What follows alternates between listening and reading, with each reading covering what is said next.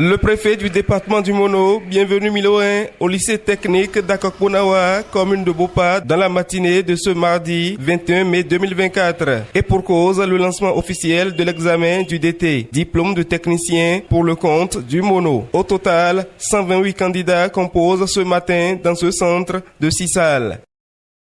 Comme vous pouvez le constater, déjà en termes d'effectifs, il y a eu un accroissement du nombre de candidats, ce qui témoigne déjà de l'engouement des parents d'abord, qui incitent et motivent les enfants à se spécialiser dans les filières techniques et professionnelles.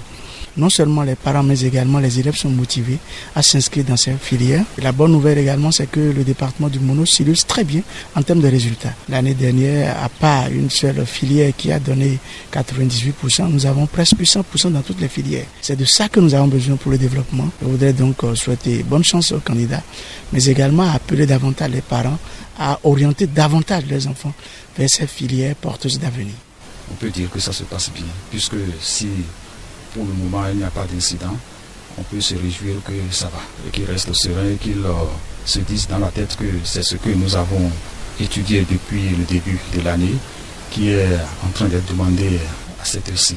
Les 128 candidats qui tentent de sortir leur épingle du jeu appartiennent dans l'ensemble à 7 différentes filières. Au nombre de dites filières, il y a la filière des métiers de mode et de vêtements, celle des métiers de l'électronique appliquée et aussi du développement web.